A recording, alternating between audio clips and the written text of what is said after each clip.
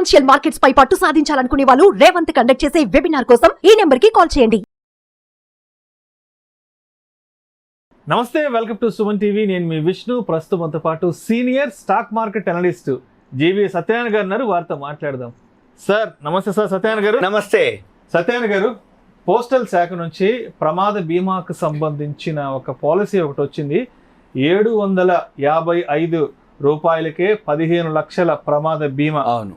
పిల్లల చదువులకు అదనంగా మరో ₹1,00,000 కూడా అంటూ కూడా పోస్ట్ ఆఫీస్ నుంచి ఒక కొత్త పాలసీ రావడం జరిగింది. దానికి సంబంధించిన పూర్తి వివరాలు మన ప్రేక్షకులు తెలియజేయగలరు? ఓకే, ఇది చాలా రోజులైంది వచ్చి, కాకపోతే మనం మన ప్రేక్షకులకి ఒకసారి ఎక్స్ప్లెయిన్ చేస్తున్నాం.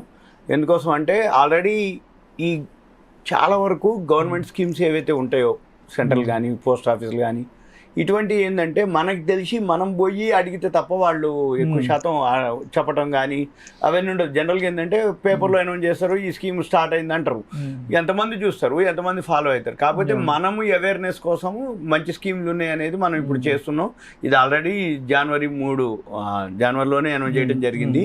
దీంట్లో 3 రకాలు ఉన్నాయి. ఏమేమి ఉన్నాయో ఆ 3 రకాలు కూడా మనము, అంటే చిన్న అమౌంట్, పెద్ద అమౌంట్, మీడియం, ఎవరు ఎంత చేయగలరు అనే దాని మీద ఇప్పుడు మనము చేద్దాం. ఫస్ట్ 755 రూపాయలది ఒకటి స్కీమ్ ఉంది. దీంట్లో ఈ 755 రూపాయలు ఏంటిదో చూద్దాం.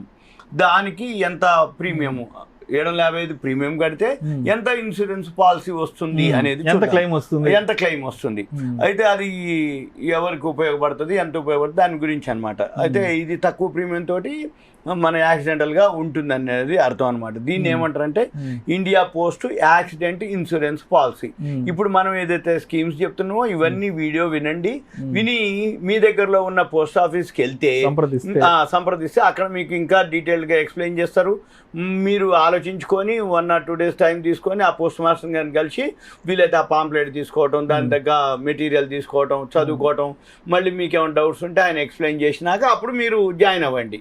అంతే తప్ప ఇప్పుడు మేము విన్నది ఏదైతే ఉందో మీకు అనిపించింది అనుకోండి, మీకు 1-2 సార్లు విని మీరు వెళ్ళి అక్కడ చేయాలి. ఇక దాని గురించి ఏందో చూద్దాము. జనరల్గా ఈ మధ్య కాలంలో న్యాచురల్ డెత్లు తగ్గిపోయినాయి.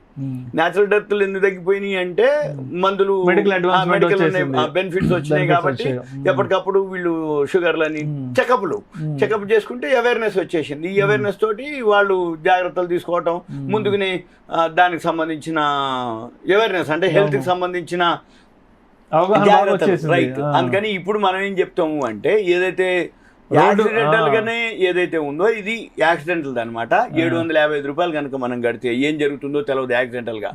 ఈ జరిగినప్పుడు మనము ఓకే, కానీ మన ఫ్యామిలీ మెంబర్స్ కి, మన కుటుంబానికి ఒక ఆసరా గానీ. ఇక్కడ ఒక చిన్న మాట కూడా చెప్పుకోవాలి మనం. ఈ మధ్య ఒక రిపోర్ట్ వచ్చింది, యుద్ధాల్లో చనిపోయే వాళ్ళకంటే కూడా రోడ్డు ప్రమాదాల్లో మరణించే వాళ్ళ సంఖ్య చాలా ఎక్కువ. ఎందుకంటే మనం చూస్తే హైవేలో గానీ తెల్లవారుజామున గానీ అంటే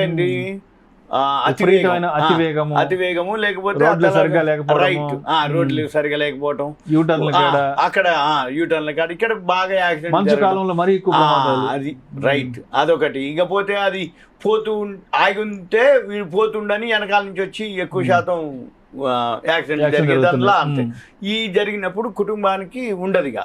అందుకని ఇప్పుడు మనం చెప్పేది అవుతుందో అది కనుక అంటే వాళ్ళకి ఇబ్బంది అవుతుంది. కాబట్టి ఒకవేళ కుటుంబ యజమాని మరణిస్తే ఆ కుటుంబం చితికిపోతుంది. కాబట్టి ఇప్పుడు అటువంటి పరిస్థితి రాకుండా ఉండాలి అంటే చిన్న అమౌంటే ఇది. చిన్న అమౌంట్ మనం కనుక పే చేస్తే ఏంటిదనేది చూద్దాం. అయితే దీంట్లో ఇన్సూరెన్స్ 2 ఉంటుంది. జీవిత బీమా ఉంటుంది, ప్రమాద బీమా ఉంటుంది. మనము ఎవరైతే తీసుకుంటారో వాళ్ళ ఫ్యామిలీకి సంబంధించినటువంటి ఉంది. ఇదంతా మనం పోస్ట్ ఆఫీస్లో డీటెయిల్స్ ఉంటాయి. ఇప్పుడు మనం చెప్తాము, మళ్ళీ పోస్ట్ ఆఫీస్కి వెళ్ళి తీసుకోవాలి. ఇది ఏదైతే ఈ స్కీమ్ ఉందో నివా భూపా హెల్త్ ఇన్సూరెన్స్ తోటి వాళ్ళు టైఅప్ అయినరు. ఈ వాళ్ళు అంటే ఆ పాలసీ ఇచ్చేది మనం అనుకోవచ్చు, పోస్టల్ లేదేంది నివా భూపా ఉందని అనుకోక్కర్లే, వాళ్ళతో టైఅప్ అనమాట. అయితే వీళ్ళు ఒకవేళ ఎవరైతే పాలసీదారుడు తీసుకున్న అతను మరణిస్తే అతని కుటుంబానికి కానీ, అతను అంటే నామినీ అంటాం, భర్త అయితే భార్య, భార్య అయితే భర్త, లేకపోతే నామినీ పిల్లలు, కొడుకు, కోడలు, బిడ్డ, అల్లుడు, ఎవరైతే నామినీలు, వాళ్ళకి 15 లక్షలు పరిహారంగా ఇవ్వడం జరుగుతుంది. ఏది 755కి. ఒకవేళ యాక్సిడెంట్ అయింది, మనిషి ఏం కాలేదు, కానీ కాలు వచ్చాయో అంగవైకల్యం ఏర్పడింది. అప్పుడైనా కానీ వాళ్ళకి 15 లక్షలు, ఎందుకంటే అతను లేచి చేసుకోలేని పని చేయలేని పరిస్థితి కాబట్టి అప్పుడైనా ఇస్తారు. లేదు అతను ఇక చనిపోయింది అనుకోండి, ఒకవేళ చనిపోతే వాళ్ళ పిల్లల చదువుల కోసం మళ్ళీ 1 లక్ష రూపాయలు కూడా ఇవ్వడం జరుగుతుంది. తర్వాత ఒకవేళ ఏదైనా జరిగి ఆయన ఉంటే వైద్య ఖర్చులు, మెడికల్ బెనిఫిట్స్ కూడా మళ్ళీ 1 లక్ష రూపాయలు అవి కూడా ఇవ్వడం జరుగుతుంది.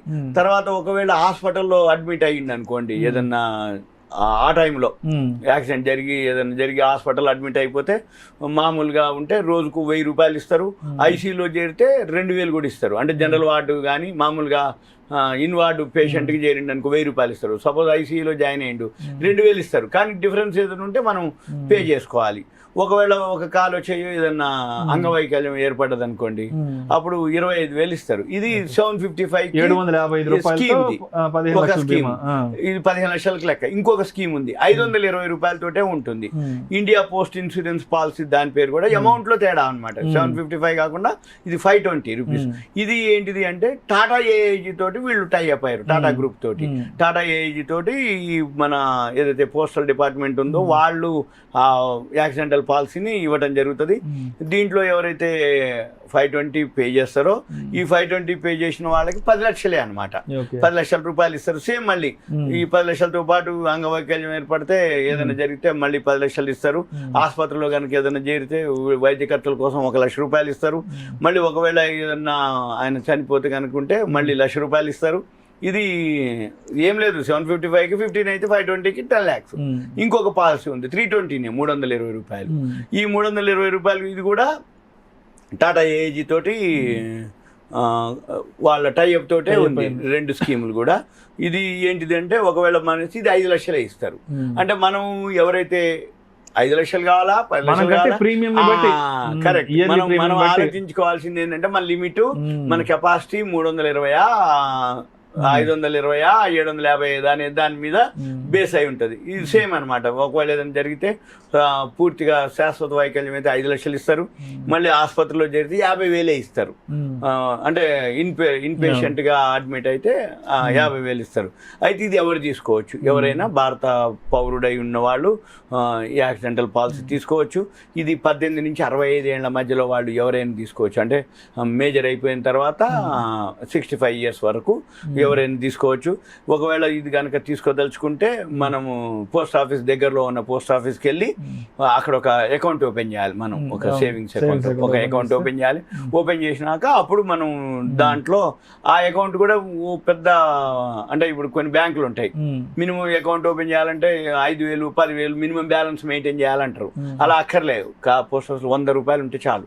100 రూపాయలతోటి మనం ఒక అకౌంట్ని ఓపెన్ చేసుకోవచ్చు. అయితే ఇది అన్ని దేశంలో ఉన్న ఏ విలేజ్ కానీ ఎక్కడ ఏ పోస్ట్ ఆఫీస్లో కూడా ఈ సర్వీసెస్ మనకి అవైలబుల్ ఉంది. ఇంకా మీకు వివరాల కోసం దగ్గరలో ఉన్న చిన్న పోస్ట్ ఆఫీస్ అయినా వాళ్ళు సంప్రదించే పోస్ట్ మాస్టర్ గారు చెప్తారు. మీకు ఎటువంటిది ఏం లేదు. మంది ఇది కేంద్ర ప్రభుత్వానికి కాబట్టి ఎటువంటి ఆలోచన లేదు. ఏదైనా జరిగితే ఇస్తారా అయ్యరా 320 పోతాయా 555 పోతాయా అనే ఆలోచన, సందేహము అవసరం లేదు. ఇది మన ప్రేక్షకులకి అవగాహన కొరకు ఇన్సూరెన్స్ లో గవర్నమెంట్ దాంట్లో. Thank you sir, thank you so much. Suman TV ప్రేక్షకులకు ధన్యవాదాలు. Thank you. సెలవు.